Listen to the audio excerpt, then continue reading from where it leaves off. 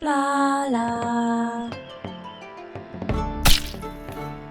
Hello peeps and welcome back to another episode of Peeping At. Today we're going to be looking at a game called Going Medieval. Developed by Foxy, Voxel and published by the Irregular Corporation, this game is going into early access on the 1st of June. But if you are watching this video at time of release, there is an open beta running right now. So if you enjoy this video, you can download the game instantly from Epic Games and you can apply to the beta in Steam, of which you will be accepted, and play the game freely until the 24th of May.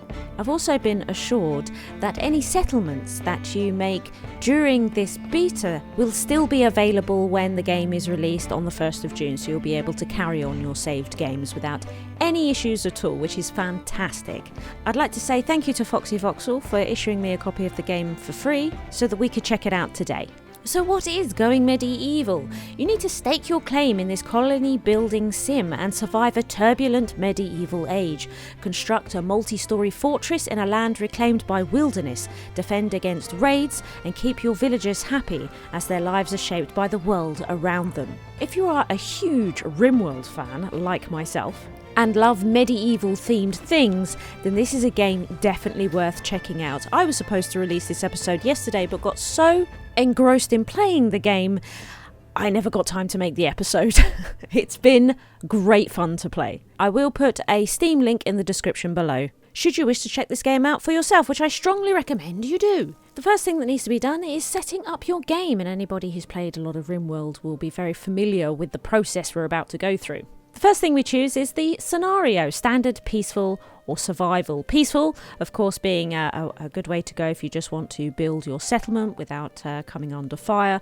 Survival is enemy raids happen frequently and the difficulty increases over time. Standard, it's pretty standard really. We do experience enemy raids and we do get environmental events, and the difficulty of the raids and events adapts to your progress. Once you've chosen your scenario, you can even choose the difficulty further. Very easy, normal, difficult and hard. And then it is starting conditions. Currently there are 2. It seems that you can also create your own if you would like to. There is a new life where we get 3 settlers and a bunch of resources and equipment, and we're starting in spring, nice and simple. Or there is lone wolf, which can help ramp up the difficulty even further if you're into it. Meager resources, just a lone guy, and you start in the middle of winter, so really difficult. Well, that could be a lot of fun if we get good at this. Next is the location of your settlement. You can name your settlement, you can create a heraldry for it, which is fantastic. You can also decorate your towns with your with your flags. And you can see here I did change my seed to get different locations, which allowed me to also mess around with my map types as well. We have mountain and hillside. I went valley in the end. There is so many options with creating your flag design, which was absolutely fantastic. But I was sad to see that there was no bees or honeycombs or beehives or anything like that. So I went with a raven in the end, because apart from bees, I also really like crows. So that works for me. We called the settlement Ravenfire, and then we get to have a look at our settlers. I noticed there didn't seem to be any fine-tuning of settlers, but you could certainly randomise them if you weren't happy with your settler. But look at all these details. Look at all these skills: animal handling, botany, carpentry, construction, culinary, intellectual, marksman, medicine, melee, mining, smithing, speechcraft and tailoring, which is absolutely fantastic. They have background stories, skills they have increased interest in, marked by the stars, and other details like perks. However, I've noticed under perks that we have negative traits of the settlers as well as positives. This is the second time I'm seeing the word perks used incorrectly. Perks are a good thing. These are the positives of something. You can't list something negative and call it a perk. That's just simply wrong. We've seen this in Project Hospital as well. I don't know what this trend is by calling positive and negative things both perks, but these are your character traits. I promptly named my settlers after 3 of my Patreons, and then we jumped into game. The plague had ravaged the British Isles, leaving a trail of destruction in its wake. Untold millions went to an early grave, and those left standing were plunged into poverty, brutally scarred by the horrors that they had witnessed. Nothing would ever be the same again. As the cold retreated, heralding spring of the year 1353, Theodora, Ash and Simi set off into the wilderness to claim a piece of land as their own, as was their right in the eyes of God and under the law. Here they may lay down the foundations of some kind of future. Perhaps hope will follow. Ash is confident, defiant even. We will make this work. We will take our share of land. We will build there and we will defend it. Many have tried. Some have fallen, beset by bandits, defeated by drought. Yet many had also prevailed. Have faith. The place we found will stand centuries from now. Our descendants will be there still. After many travails, they arrived in a valley with golden plains, cut through by a snaking river. For Simi, it conjured visions of bountiful harvests, song and wine. A place to put down roots, a homeland. They decided to title it Ravenfire.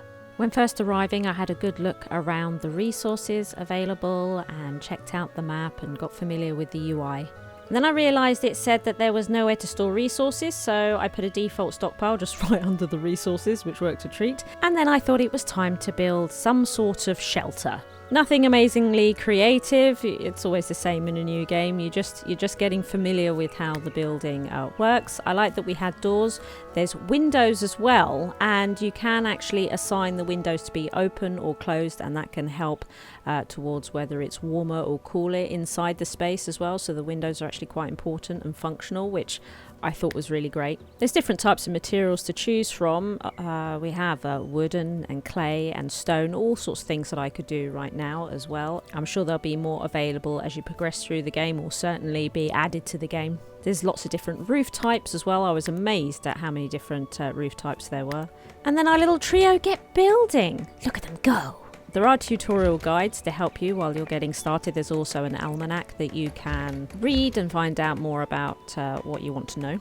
But I removed all of that just so that we could try and see as much of the gameplay as possible and get some progression going.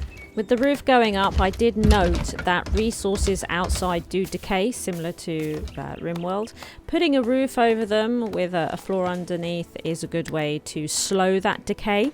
I have found with food to prevent decay completely, and given that this is medieval times, so we're not going to have aircon units that we can freeze a space with, you do actually need to build an underground space to keep products cool. So that's kind of cool, which we're going to look at a bit later on, but we're still very early game. It's day one. So for now, I just wanted to move all the resources inside our new little shack. I used the command tools for them to chop down more trees so that we could get more wood as we did run out. And there were dead trees around, so I had them chop down the dead trees rather than living. Put some torches up. Now the torches again can help heat a space in colder weather, as well as provide light when it is dark. But that's something to consider in the summer because they do add heat. You might want to turn the torches off and open the windows when it gets really hot. And we do make it into summer later in the episode. And that's really what we achieved on our first day. We got some hay on the floor as a makeshift bed to see us through for now. All under this little roof they've managed to build. All that in a single day. So that was a good positive start, I thought. So next up, it was very important to look at food. You know, you need a food source coming in. And also just some amenities so that they can be entertained and whatnot. So we've got a campfire here so we can start cooking food. And I've arranged to build a butchering table so that if we hunt some animals, we can butcher the meat and then hopefully, cook the meat. And also a basic research table because I wanted to get a field going, and it seems that I needed to research agriculture. So we wanted to get those built. For leisure, I noticed that we have some religious aspects as well as a backgammon table, and I've noted that my settlers are mostly part of this Oak Brethren, so we've built one of those and also a backgammon table for a little bit of entertainment, as I have in their schedule put time for leisure, so felt it was important to build those items. Thought I'd build one of these flags, see what it looked like, just for fun. We've only got this one available at the moment, so we'll check it out. So I was looking at research and all the different bits and bobs that we can look at. The research table is already absolutely huge, which was really exciting. And I was also working out how it worked. So what you actually have are different types of books and literature which you learn from in order to progress your research. So you can see that I have some available, but I need to produce more of these chronicles in order to research some new things, like agriculture, for example. So agriculture requires 15 chronicles. I currently have 11. So I need to produce a few more chronicles. So that's what we do at the research table. We get writing these books. When you do click to research something, these chronicles and thesis and all these sorts of things are not consumed. So over time you do build a big library, and there's actually a room type that is library, and you can fill it with bookcases and stuff and do lots of research in there. So looking forward to expanding that in the future and checking it out. And you can see Ash here diligently writing. I put down a stool just to see if Ash would sit on the stool while researching. I'm not sure if that's working, not yet. I've not been able to really witness it, but still something worth giving a go, because it certainly works in RimWorld. So I'm starting the production queue here for cooking, and also just messing with the jobs a little bit so I can make sure that somebody is prioritising in producing food. I'm just very keen to make sure that everybody can eat. And there's Theodora working her magic at the campfire. Now, of course, there are much more advanced ways to cook as you move forwards, but this is our simple starting method. Simi started researching, so it looks like Ash is taking over on preparing food. So there she is, cooking away. And one of the byproducts of cooking is ash. I'm not sure if there's anything we can do with ash later in the game, probably. But for now, it's just trash for now. That seems to come off of it. So I've built a trash pile now where I actually get rid of the ash. But look, made 3 stew piles. So that's great. Food. Wanted to build a field, and here I am building a cabbage field. Wanted to put a fence around it, because we can build fences, look, and we got corner pieces as well, but no gates, which I was a little bit sad about. So we build a fence all the way around our field. I don't know if animals come and eat the crops, and if there is a point to having a fence around it, or if the fence is more for enemies attacking and you can improve those fences. I'm not sure, but for now I've done it just because it looked pretty. I wanted to get the resources out of the main building, so we are building a new shack out the back, which is going to be our main resource barn to keep everything safe, but also out of the way from the living quarters. And just like you can in RimWorld, you can customize your stockpiles with what it can and can't hold, including its quality and how damaged it is. So I wanted, in our storage barn here at the back, I wanted pretty much everything except food and dead animals and waste. So I went through all of that, and inside the living quarters I've arranged to keep the food for now, but I have also created a pile outside in the trees for waste, which is completely separate now. Ash and Theodora using the religious facilities. Lovely. So we now have some sort of food production happening. We are improving the living quarters by moving all the junk out of it. And we have some entertainment facilities. We're trying to keep our people happy. On the next day, we got our first event. Whether it was the third coming seeking a poor sinner to make an example of, or some other zealot, was unclear. Isodola raved about religion, torture, escape, but the details were confused. Would you give them refuge? Danger might ensue. And we can see here that if we didn't accept her, we would get a negative mood modifier for our settlers, or we could decide to help her, where we would undoubtedly get attacked by raiders. And also you could have a look at Isodola's skills and background and details so that you can decide whether you want to take her on or not. We decided we would, and I could see as soon as she arrived, she did have injuries of a whipped back, which were quite serious. She was extremely hungry, and she was also in shackles. Once back in the cabin, she had a good meal, and then she went to sleep on one of the beds. We've started to build another one next to her as well, because we now have 4 people in our little settlement. And I wanted somebody to prioritise tending, and I found that Theodora actually has pretty good skills in medicine, so we have made Theodora prioritise tending. However, for whatever reason, it was Simi that turned up and did the tending, but did a marvellous job of it nonetheless. Also, can we just take a moment to appreciate the rain? What I really liked about the rain is that we could see where the rain's running off the roof. There's heavy rain patterns on the floor, but where the roof is a flat front, there's less rain falling. I just thought that was a nice little detail. I actually really enjoy the rain on this game. It looks and sounds really good. An attack is due. We've got a warning up here. But I also wanted to make bedrooms for each of the settlers. So I've started to build an upstairs. I wanted to see how the building mechanics works. I know that you can do multiple floors. So we've started to dismantle the building. And there is also a room type legend here. So you can see what different types of rooms that you can build and what's required for the game to register it as that type of room. And I have a quick look here at what registers as a bedroom.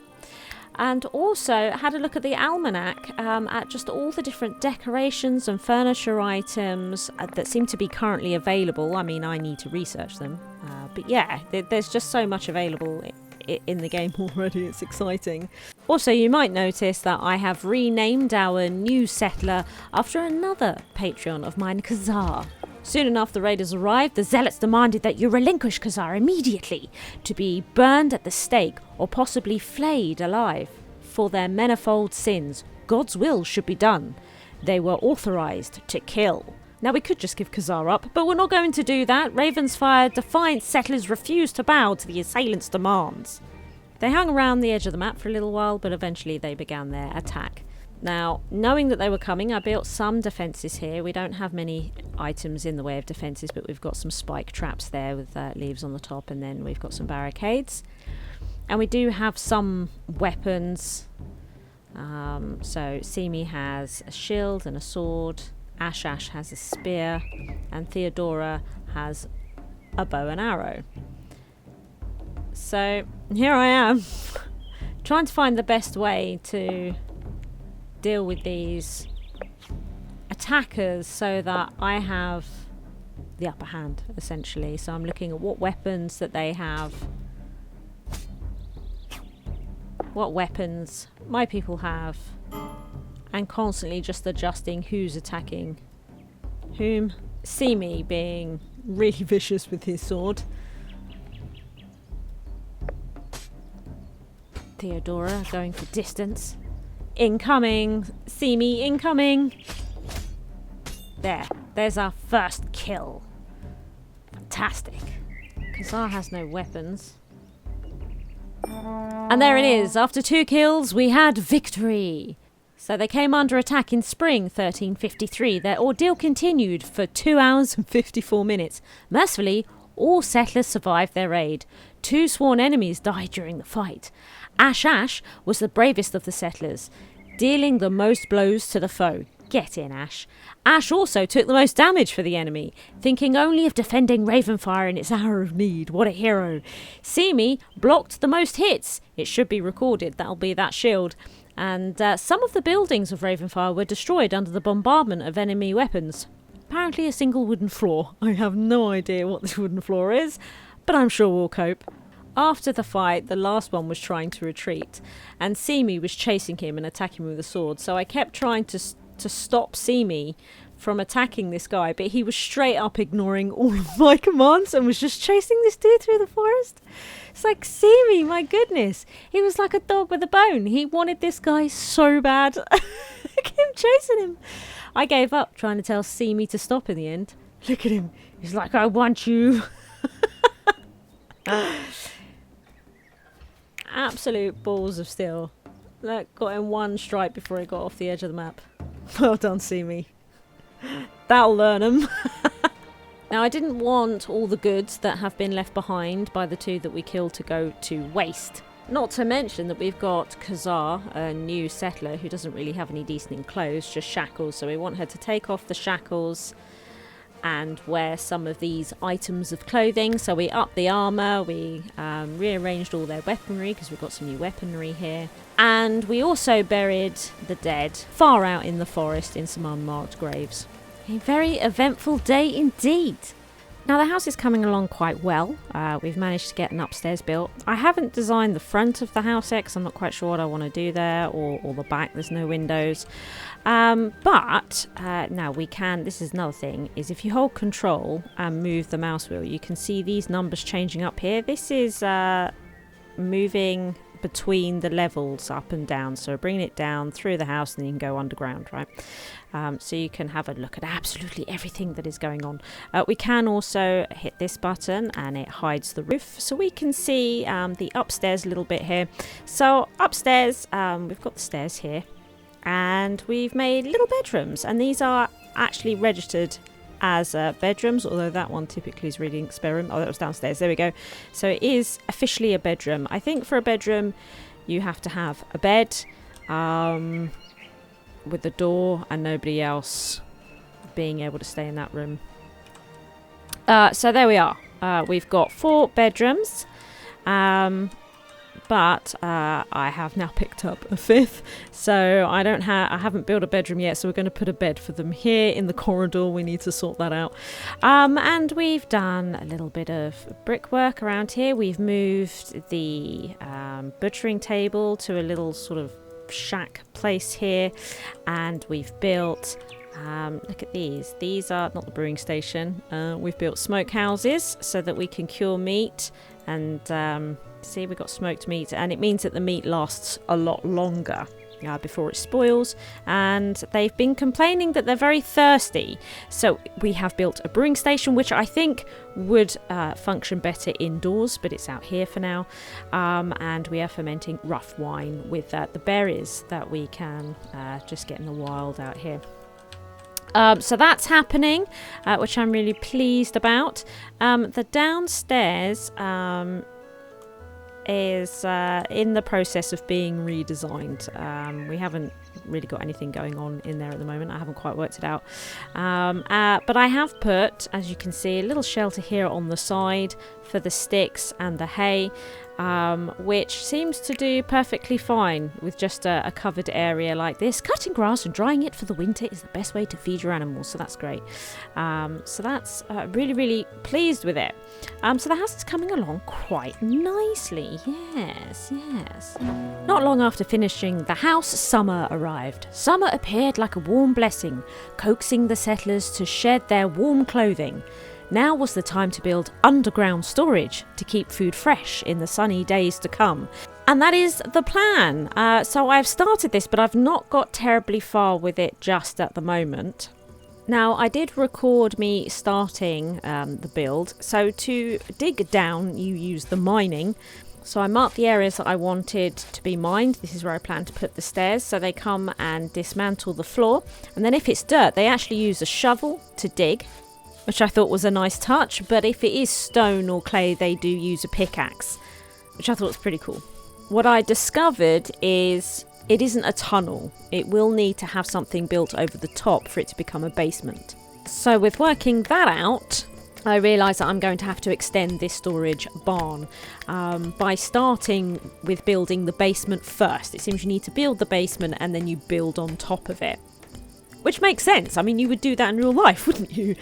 So that is the basement plan so far, and work on that is still very much ongoing. I haven't had the opportunity to complete that yet. I was really hoping to show it in this episode, but I haven't managed to achieve it. The cabbage field has come along nicely. We keep getting some lovely yields from that, which has been amazing. And that is about as far as I've got with our little settlement of Ravenfire. I've been enjoying this game an awful lot, and I would imagine that we will definitely be seeing more of Going Medieval on my channel. And it's very possible that I will do some streams soon of Ravenfire, so keep an eye out for those, because I'd like to carry on with this settlement. We now have 5 members of our little town, and the way the game works and with the building opportunities that you have, we really can build up a medieval settlement. I'm really looking forward to the idea of building a separate blacksmiths with living quarters and things like that, and having dedicated blacksmiths living there. Building a stronghold and defensive walls and building up an army and all this stuff. I'm really, really looking forward to it. I want to play this loads more, and I'm hoping that you'll be along for the journey. Remember, if you are watching this video, the moment that it's been released, you will be able to play the open beta right now up until the 24th of May. So be sure to go to the link below so that you can apply for that. But ultimately, you don't have long to wait anyway until the game goes into early access on the 1st of June.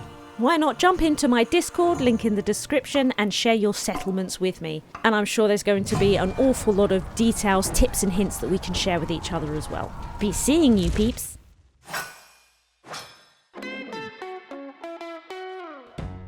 If you enjoyed the video, please like and subscribe. Thank you to all my Patreons for their continued support.